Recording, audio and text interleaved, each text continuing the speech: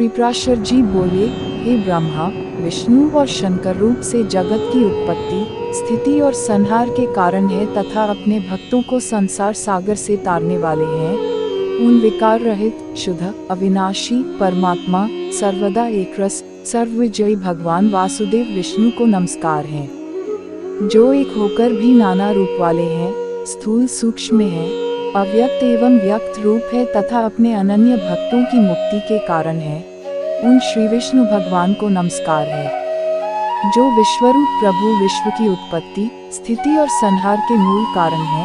उन परमात्मा विष्णु भगवान को नमस्कार है, जो विश्व के अधिष्ठान है, अति सूक्ष्म से भी सूक्ष्म है, सर्व प्राणियों में स्थित पुरुषोत्तम और अविनाशी है, जो परमार्थत अति निर्मल ज्ञान स्वरूप है, किंतु अज्ञानवश नाना पदार्थ रूप से प्रतीत होते हैं, तथा जो जगत की उत्पत्ति और स्थिति में समर्थ एवं उसका संहार करने वाले हैं। उन जगदीश्वर, अजन्मा, अक्षय और अव्यय भगवान विष्णु को प्रणाम करके तुम्हें वह सारा प्रसंग क्रमशः सुनाता हूँ, जो दक्ष आदि मुनि श्रेष्ठों के पूछने पर पितामह भगवान ब्रह्मा जी ने उनसे कहा था। वह प्रसंग दक्ष आदि मुनियों ने नर्मदा तट पर राजा पुरुकुत्स को सुनाया था तथा पुरुकुत्स ने सारस्वत से और सारस्वत ने मुझसे कहा था, जो पर से भी परे, परम श्रेष्ठ, अंतरात्मा में स्थित परमात्मा, रूप, वर्ण, नाम और विशेषण आदि से रहित है, जिसमें जन्म, वृद्धि, परिणाम, क्षय और नाश इन 6 विकारों का सर्वथा अभाव है, जिसको सर्वदा केवल है, इतना ही कह सकते हैं, तथा जिनके लिए यह प्रसिद्ध है कि वे सर्वत्र हैं और उनमें समस्त विश्व बसा हुआ है, इसलिए ही विद्वान जिसको वासुदेव कहते हैं, वही नित्य, अजन्मा, अक्षय, अव्यय, एकरस और हे गुणों के अभाव के कारण निर्मल परब्रह्म है। वही इन सब व्यक्त और अव्यक्त जगत के रूप से तथा इसके साक्षी पुरुष और महाकारण काल के रूप से स्थित है। हे द्विज, परब्रह्म का प्रथम रूप पुरुष है, अव्यक्त और व्यक्त उसके अन्य रूप हैं तथा सबको क्षोभित करने वाला होने से काल उसका परम रूप है। हे मैत्रेय, पायु, उपर्थ, हस्त, पाद और वाक ये 5 कर्मेंद्रियां हैं। इनके कर्म त्याग, शिल्प, गति और वचन बतलाए जाते हैं। आकाश, वायु, तेज, जल और पृथ्वी ये 5 भूत उत्तरोत्तर शब्द स्पर्श आदि 5 गुणों से युक्त है। ये 5 भूत शांत घोर और मूल है, अर्थात सुख, दुख और मोह युक्त है, अतः ये विशेष कहलाते हैं।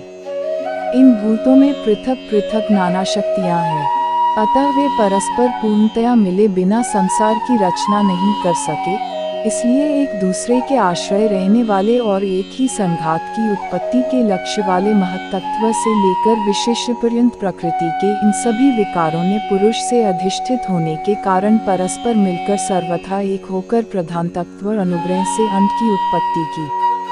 हे महाबुद्धे, जल के बुलबुले के समान क्रमशः भूतों से बड़ा हुआ वह गोलाकार और जल पर स्थित महान अंड ब्रह्म रूप विष्णु का अति उत्तम प्राकृत आधार हुआ।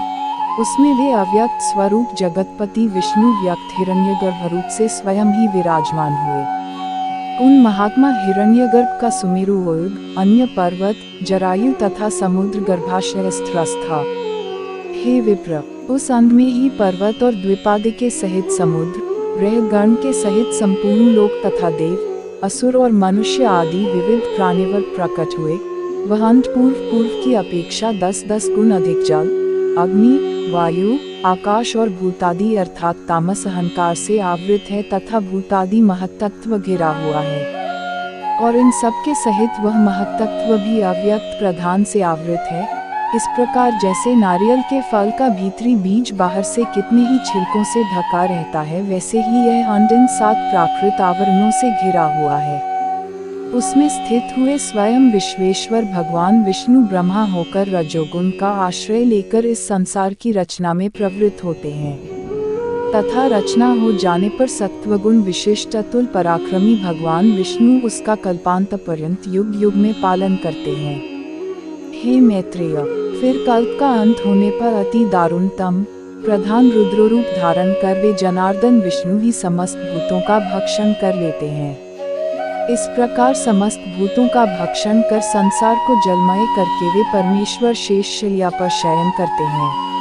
वह एक ही भगवान जनार्दन जगत की सृष्टि, स्थिति और संहार के लिए ब्रह्मा, विष्णु और शिव इन तीन संज्ञाओं को धारण करते हैं। वे प्रभु विष्णु सृष्टा होकर अपनी ही सृष्टि करते हैं, पालक विष्णु होकर पाल्य रूप अपना ही पालन करते हैं और अंत में स्वयं ही संहारक तथा स्वयं ही उत्सत होते हैं। पृथ्वी, जल, तेज, वायु और आकाश तथा समस्त इंद्रियां और अंतःकरण आदि जितना जगत है सब पुरुष रूप है, और क्योंकि वह अव्यय विष्णु ही विश्वरूप और सब भूतों के अंतरात्मा है, इसलिए ब्रह्मादि प्राणियों में स्थित सर्गादिक भी उन्हीं के उपकारक है। वे सर्वस्वरूप, श्रेष्ठ, वरदायक और प्रार्थना के योग्य भगवान विष्णु ही ब्रह्मा आदि अवस्थाओं द्वारा रचने वाले हैं। वे ही रचे जाते हैं, वे ही पालते हैं, वे ही पालित होते हैं तथा वे ही संहार करते हैं और स्वयं ही संहर्त होते हैं। इस पुराण का अगले भाग आप सुनना चाहते हैं तो कृपया कमेंट करें और चैनल को सब्सक्राइब कर बेल आइकॉन को भी दबाना ना भूलें।